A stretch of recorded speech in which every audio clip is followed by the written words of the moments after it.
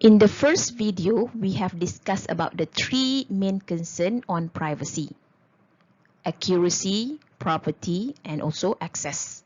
And then we discussed about the privacy breach issues, such as data collection in large databases. And then we also discussed about mistaken identity. Next, we are going to look at the privacy threats that you can get when you browse the web. Okay, when you send a message or browse the web, do you have any concerns about privacy? Well, most people do not. They think that as long as they are using their own computer and are selective about disclosing their names or other personal information, then little can be done to invade their personal privacy. Actually, they are wrong. Now, experts call this situation as illusion of anonymity. Meaning you think people wouldn't know who you are. Actually, do you know that when you browse the web, your browser stores critical information, typically without you being aware of it? This information, which contains records about your internet activities, includes history and temporary internet files. Now, here we are going to discuss about cookie. Now, what is cookie? Now, cookie is just a small data or text file that will be saved on your hard disk whenever you browse a website. Now, based on your browser settings, actually, you can block these cookies. But if you have cookie inside your computer, right, your online experience will be smoother and easier. Why? Because cookie can track your preferences and even can store your password. Although cookies are harmless, what makes them a potential privacy risk? Well, they can store information about you, your preferences, and your browsing habits. Now, if let's say the criminal is interested about you, right, they can actually go inside your computer and look at your preferences, or even they can go inside your computer, open the cookie and then look at your username and password. So that can be dangerous to us, right? Okay, so if you want to know more about this cookie, right, you can watch this video here. This video shows how third-party cookies, which I will discuss later, third-party cookies that can track you online. So there are two types of cookies. We are going to look at the first one, first-party cookie. Okay, first-party cookie is one that is generated and then read only by the website you are currently visiting. Now, for your information, many websites use first-party cookies to store information about the current session, about your general preferences and your activity on that particular site. The intention of these cookies is to provide a personalized experience on that site. For example, when you revisit a particular electronic commerce site, a previously deposited cookie can provide information so that you can be greeted by name and presented with sales and promotion that interest you. So again, first-party cookie will only record the activity that you have in one website. It is specific to just one website. The next type of cookie will be third-party cookie, or another name of third-party cookie is tracking cookie. Now, a third-party cookie is usually generated by an advertising company that is affiliated with the website that you are currently visiting. Now, these cookies are used by the advertising company to keep track of your web activity as you move from one website to the next. For this reason, they are often referred to as tracking cookie. Now, some people claim that with this tracking cookie, your privacy is being violated because your activity is being recorded across multiple websites. However, defenders of this practice argue that these cookies are beneficial because they help websites deliver advertisement that interest us. For example, suppose you visit 4 different websites that employ the same advertising agency. Now, the first 3 websites are about cars, but the fourth, let's say, is a search engine. Yeah? When you visit the fourth site, which is the search engine, you will likely see a car advertisement because the earlier tracking cookie showed that you have visited car-related website. Yeah, so that's how tracking cookie works. Yeah, it will read whenever user visit any website affiliated with the cookie creator. Yeah, for example, if there is an advertisement, right? So it will be displayed. The same advertisement will be displayed when you go to different website. If the website is working together with the first website that you visited. Now, as you can see, right, the cookie can keep track our activity, whether for one website or multiple websites. So the question is how to defend our privacy. Okay, there are 3 ways to do it. The first way will be, let's say after you finish browsing or after you finish using any search engine, and then what you can do, right? You go to your browser setting and delete the history files. Okay. The second way will be you can block third party. Yeah, there is a setting in the browser itself where you can block third party. And the third way, you can browse using the privacy mode. Yeah, in Google Chrome, you have this option, incognito window. In Mozilla Firefox, you can choose new private window, whereby, let's say you are sharing the computer with someone else, the other person will not be able to see your activity if you choose either incognito window or new private window. If you are using Google Chrome, okay, what you can do, right? You can just click settings, right? And then after that, you select privacy and security. And then you will see another option, right? So you can choose here, click browsing data. So it will clear your history files, cookies, and everything that related to your browsing. Another option will be you can also block third-party cookies by selecting this option here. So this will be the way you can protect yourself when you are browsing the internet. But again, this one is using Google Chrome. Now, different web browser will have different selection, but their aim is the same, to protect yourself when you are browsing. You want to clear data, or you want to block any cookies from being saved into your computer. Earlier, I have mentioned about incognito window and also new private window.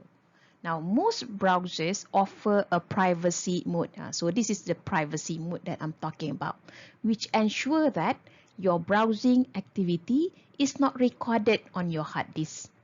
For example, Google Chrome provide incognito mode accessible from the Chrome menu, and also Safari. There's another option. Safari also provide private browsing accessible from the Safari option on the main menu.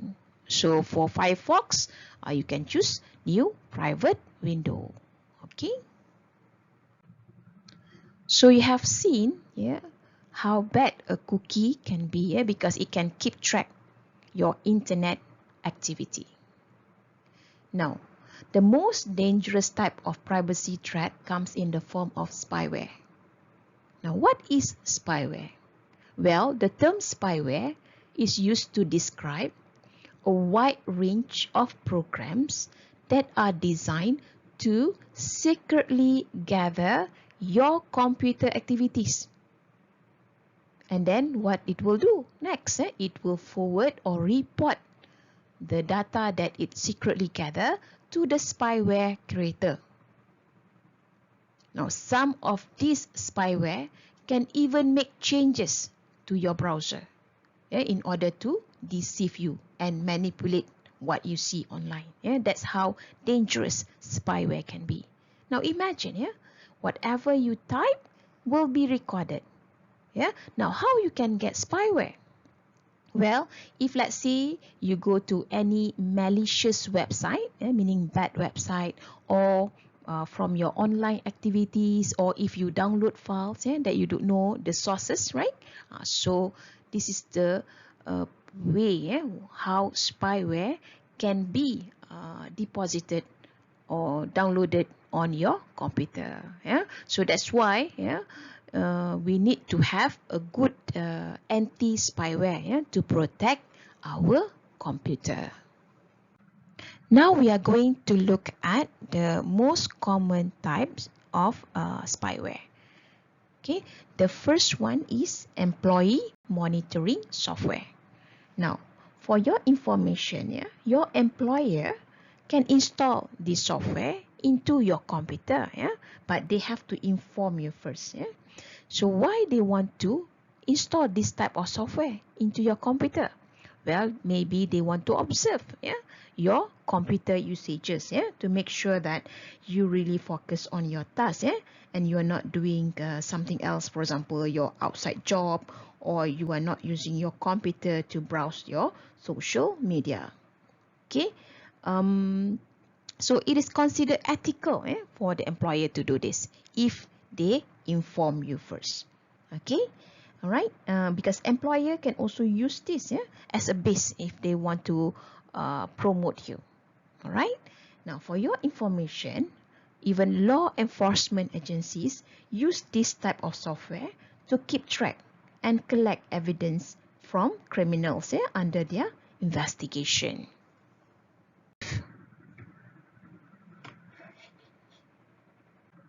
Now, besides Sona, another example of employee monitoring software will be all of this. You can see TerraMine, VeriClock, Interguard, StuffCup, Time Doctor, ActiveTrack, HubStuff, and Veriato. Now remember, if employer decided to use any of this software, employer should give notice to their employees. They must inform their employees that they want to install this software. If it isn't already stated in the employment contract or employee handbook, so meaning they have to inform verbally, or maybe they can send email stating that there will be monitoring software installed. So another thing is, if let's say the employer decided to use this type of software, there must be a policy guideline stated what will happen. Because let's say if a dispute happens, the guidelines can at least inform the employee that they are being monitored and a usage breach has occurred. All right. The next type of spyware will be keylogger. Now, what is the purpose of keylogger? As you can see in this slide, keylogger is a common tool set for cyber criminal nowadays. Why? Because, well, keylogger can record every activity and all the keys that you press using your computer. And whatever you press, right, all the keys that you press will be saved into a text file and will be sent to the third party, meaning let's say the criminal. Yeah. So let's say you type your bank account number or you type your password. Yeah, all this can be saved into a file. Yeah. Just imagine, yeah, if this happened to you. So the criminal can access your online banking, for example, if they know your password. Now, for your information, right, the keylogger can be in two forms. Yeah? It can be either hardware or software. Now, how you can get a software base? Yeah? You can get a software base if you accidentally download a Trojan horse. Yeah? Later we will learn about Trojan horse. Yeah? So if you download Trojan horse, you can also download the keylogger. Yeah? Because Trojan horse is an example of a bad software. Yeah? You download that, you get the keylogger too. Now, what about hardware? Well, the most common hardware-based keylogger is a small device that can intercept the signals from a wired or wireless keyboard. This device often looks like the standard cable connector or USB adapter. Yeah? An example of a hardware keylogger will be a device that can be connected to the auto teller machine, yeah, to capture the user PIN number. So as you can see, yeah, it's quite dangerous, yeah, if you have this keylogger on your device, yeah, be it hardware or software. The third type of spyware will be snoopware. Now, snoopware is a type of malware that is capable of tracking the activities using smartphone and also mobile devices. Yeah? So snoopware can track phone calls, text messages, voicemail, and even mails. And do you know that it can also be used to turn on your phone camera and microphone, yeah, without your knowledge. Yeah. So typically snoopware can enter your smartphone through a text message or a multimedia message. So that's why it's not advisable to open any messages that you don't know the sources. So here you can also see what you can do and what you shouldn't do if you want to prevent spyware. So what you should do, use reputable antivirus software that has anti-spyware, and then avoid clicking pop-up advertisement. And the last one, you need to make sure that your operating system is updated. Now what you shouldn't do, you should not open any email attachment that you don't know the sources. The same goes with emails. If you don't know the senders, do not open the email and do not click any link inside a text message if you don't know the sender. The last type of privacy threats that you can get when you browse the internet will be web bug. Now, web bugs, which are invisible images or HTML code hidden within a web page or email message. Okay, now this web bug can be used to pass information without your knowledge from your computer to the sender or to the third-party website. Imagine when you open an email containing a web bug, information will be sent back to the source of the bug. Okay, and the receiving server, the sender computer, will now know that your email address is active. Okay, one of the most common web bug is used by companies that sell active mailing lists to spammers. So the companies just want to find out how many email address that are active, so they can put web bug into the email.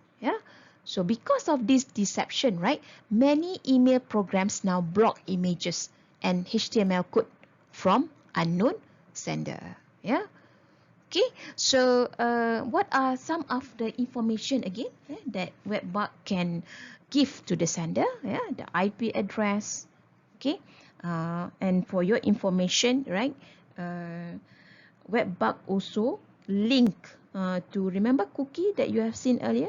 Yeah, web bug also can link to cookie that is stored on the hard disk. Web bug is also known as web beacon or tracking bugs or text or page tags. Okay, now some web businesses use web bugs so that they can monitor online habits of website visitors. And as I have mentioned earlier, web bugs can also link to a cookie stored on the computer hard disk. Okay, so why they link this web bug, why they link to a cookie? Maybe they want to collect statistic or for advertisement purposes. Okay, now even web bug can be used by spammers to confirm the email addresses so that they can send you more emails. So they can send you more advertisement, for example, to the IP address or to the email address. So now you have seen the 3 types of privacy threats that you can get from the web or from the internet. The first one will be cookie, and then spyware, and the last one will be web bugs.